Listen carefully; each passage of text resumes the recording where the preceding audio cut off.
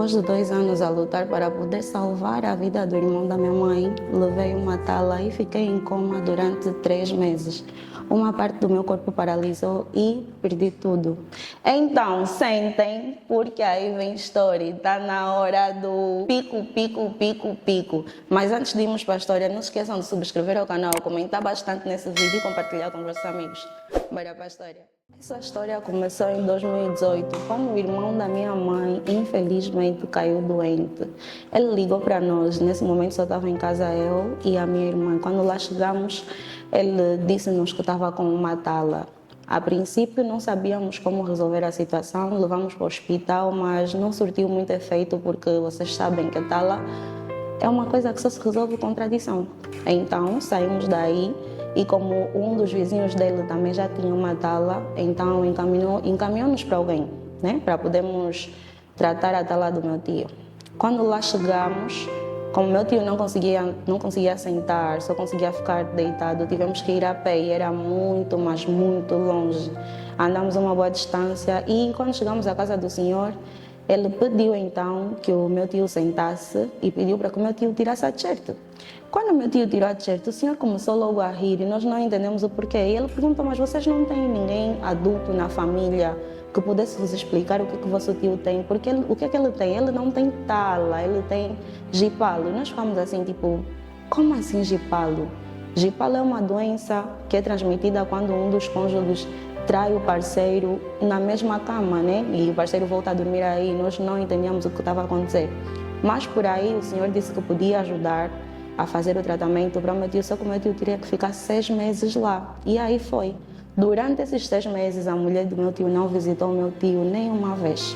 Então o meu tio saiu do local do tratamento já recuperado, voltou para casa, mas o senhor indicou-lhe que ele não podia beber e que ele procurasse dentro de casa porque era a mulher dele que estava a fazer aquilo com ele, ou seja, o vício do álcool que o meu tio tinha, porque ele era alcoólatra, era a mulher dele que estava a colocar para que ela conseguisse trair ele sem ter alguma reação. Eu voltei para o Nambuandong, onde eu estava a trabalhar, e por dia eu poderia fazer 1 a 2 carrinhas de banana para poder mandar para uma outra cidade ou província. No caso, mandava aqui para Luanda, eu vendia a carrinha a 380 mil kwanzas. Eu conseguia faturar tanto que as mesmas senhoras que trabalhavam comigo lá começaram a criar aquele sentimento de inveja, porque eles diziam que eu era muito nova para poder tirar tanto dinheiro desse negócio, porque raramente mulheres jovens têm essa força de ir para uma outra cidade e trabalhar e conseguir ter tanto dinheiro. Então eu também controlava a quichiquila que nós tínhamos na época, no caso, e éramos cerca de 15 a 16 pessoas. E no total eu estava com 1.900.000 quando eu saía do Nambuandongo para Luanda e fui assaltada. Levaram-me todo o dinheiro, então contraí esta dívida de 1.900.000. Aí peguei, comecei a procurar soluções e então achei por bem vender os carros que eu tinha no processo para poder dar solução a essa situação. Só que infelizmente o que ia servir como ajuda se tornou no meu pior pesadelo, porque mesmo o dinheiro dos carros que eu vendi, eu infelizmente não vi para onde foi. Nem consigo entender até hoje o que aconteceu com aquele dinheiro. Então eu tive que procurar ajuda e pedi empréstimo para poder pagar a dívida. E no total eu contraí uma dívida de 3 milhões. E o jovem para o qual eu pedi ajuda, que na altura também fazia negócios lá onde eu tirava as bananas, ele era apaixonado por mim a princípio, mas só que depois foi me denunciar na polícia, dizer que eu tinha uma dívida com ele, que eu não estava a pagar, só que na época eu não tinha como, porque eu estava muito fragilizada. E eu então contato uma advogada. No dia da primeira ação judicial, esta mesma advogada que eu contratei para me defender, a fim de aliviar um pouco o meu peso para poder pagar a dívida do jovem, se apaixonou pelo mesmo moço que me processou. Aqui começa o próprio pico da minha vida. Depois então do meu tio ter voltado para casa após 6 meses de tratamento, quando ele chegou a casa, procurou o que lhe pediram para procurar no senhor e achou um boneco do voodoo. Um boneco do voodoo são aqueles que as pessoas com ideias negativas sobre nós usam para nos afetar, ou seja, para nos controlar. Porque nesse boneco tinham algumas linhas de roupas do meu tio e cabelo também.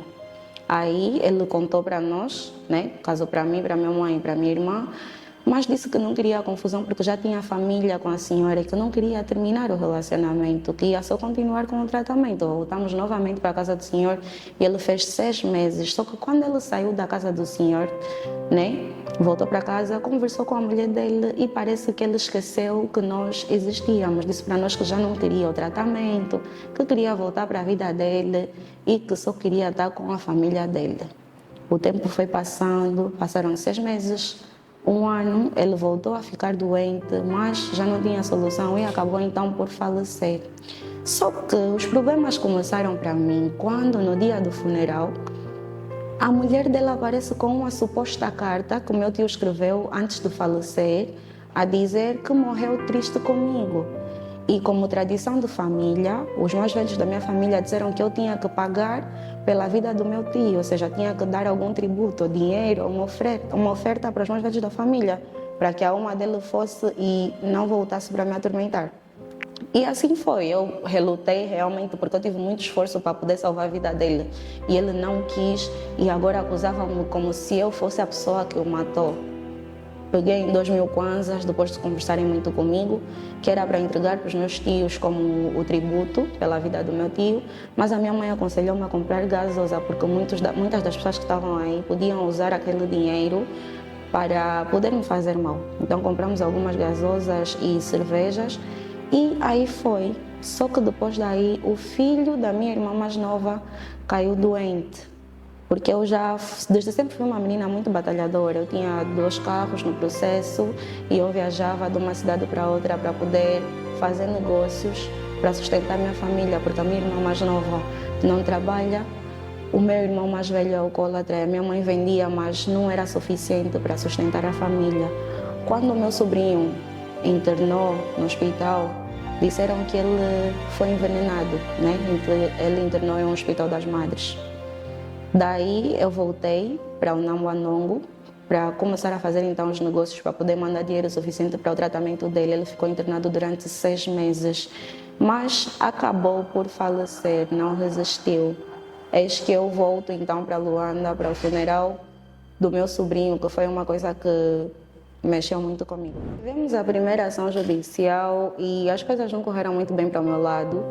E no 3º dia, né, no caso, no dia da última ação judicial, determinaram então que eu tinha que passar a pagar 900.000 kwanzas por mês para quitar a dívida do jovem. Lembrando que quando eu vendi os meus carros, eu já tinha quitado uma boa parte do valor, que faltava apenas 1.200.000, mas para mim as coisas pareciam não estar a dar certo, porque a minha própria advogada apaixonou-se pelo moço que me denunciou e as coisas para mim viraram. Mas não desisti. Voltei então para Luanda com a esperança de usarmos o último dinheiro que eu tinha guardado com a minha mãe. E nós vamos à praça para fazer o negócio, só que não encontramos o negócio que queríamos. E na volta eu deixo a minha mãe e quando ela volta para casa ela me diz que puxaram o dinheiro, só que ela não sabia como puxaram o dinheiro. Eu fiquei, meu Deus, já não temos dinheiro. Temos lutado tanto esse tempo para nada. Comecei a sentir-me mal, mas ainda assim a dar esperança para minha mãe, porque eu não podia deixar que ela ficasse tão mal quanto eu. Pronto, o tempo foi passando e depois de 3 dias, enquanto eu tomava banho, eu sinto que entrou alguma coisa no meu ouvido. Depois daí, eu comecei a passar mal, os meus olhos começaram a ficar inchados, mas como tinha uma senhora no mesmo bairro, a minha mãe então levou-me até lá para fazerem os primeiros socorros. Aquilo passou. E depois de 3 dias novamente eu caio e entro em coma. Eu fiquei em coma durante 3 meses. O meu rosto entortou, uma parte do meu corpo paralisou, um dos meus olhos não via em condições, eu não conseguia comer, não conseguia me mexer, eu podia ouvir tudo o que estava acontecendo ao meu redor, mas não conseguia fazer absolutamente nada. Até para beber água era uma luta enorme. Eu fiquei internada durante 8 meses na casa dessa senhora a fazer o tratamento e depois daí então eu saio. Mas a minha vida parecia de uma jovem que pegou e foi receber feitiço e tudo na vida dela estava errado. Porque eu ajudei tanta gente que não fazia sentido a minha vida ter decaído daquela forma. Depois então de eu ter saído da casa da senhora na qual fiquei internada durante 8 meses, eu ainda não estava totalmente recuperada, eu ainda não tinha os meus movimentos em condições, não conseguia ficar em pé durante muito tempo, mas as coisas para mim começaram a ficar muito mais pesadas. O meu pai vem e pergunta assim, tipo, durante esse tempo todo que eu fiquei na casa daquela senhora, eu não recebi a visita de ninguém, nem pai, nem tios. Nesse momento, a família da minha mãe não fala comigo, bloquearam-me nas redes sociais e em casa comecei a ter problemas. Mas o meu pai chegou para mim e perguntou assim: será que na casa daquela senhora onde tu estás fazem adivinha? Na época, eu não conseguia falar em condições, mas eu disse: o meu pai fez alguma coisa, porque não é normal ele vir perguntar essas coisas. A minha mãe havia respondido para ele que não fazem adivinhas. Então a minha vida começou a dar para torto, mais do que já estava. As pessoas começaram a afastar-se de mim, eu perdi tudo, não conseguia dormir, tinha sonhos que me relacionava com mulheres, depois comecei a me relacionar com homens da noite, as igrejas me fechavam as portas e sempre que eu ia para alguma casa escura para procurar uma solução de tratamento, só me burlavam. Entrei para a Universal durante um tempo e as coisas estavam minimamente bem, mas depois da pandemia a Universal fechou. Então os meus problemas só pioravam. A minha irmã, então, que foi viver já com o marido, essa que perdeu o filho, começou a fazer fofocas com a minha mãe, né? Porque a minha mãe não passava muito tempo em casa porque ela ia vender, ia procurar alguma solução para ajudar a me sustentar, já que eu não podia fazer nada, mas eu era uma pessoa que eu tinha tudo. Eu tinha dinheiro a tempo e eu comecei a viver de esmolas, era ligar para pedir, me mandasse um saldo, me dá só 1000. Às vezes até queria tirar minha própria vida porque já não estava a ver solução. Então, depois de tantos ataques espirituais, tantas perdas, tantos tropeços, eu fui até os Kwanzaa à procura de uma senhora que pudesse me ajudar, pelo menos porque fazia exatamente um ano que eu não tinha relações sexuais com ninguém, eu nem sequer namorava, mas eu estava toda aberta e deitava uns líquidos, uns corrimentos nada agradáveis e eu tinha sonhos todas as noites que eu estava a me relacionar com alguém. E a senhora fez um cinto para mim, com os últimos 2000 kwanzas que eu tinha. A senhora fez um cinto para mim e depois de um mês os sonhos voltaram, né? Parou durante um mês apenas. Então, no dia 5 de dezembro, por volta das 23, quase 0 horas, eu entro no TikTok e encontro o perfil da Clénia Nogueira. Eu vi as histórias que ela contava, por acaso eu já acompanhava, mas por já ter sido burlada, por já ter visto e vivido tanto, eu tinha medo. Mandei uma mensagem para ela e, graças a Deus, ela estava online e ela me respondeu.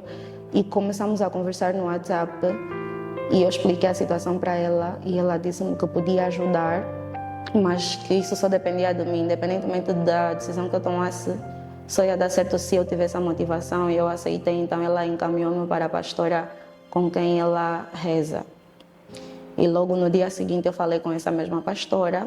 Graças a Deus também estavam no momento de receber bênçãos, de ir ao monte, fomos ao monte.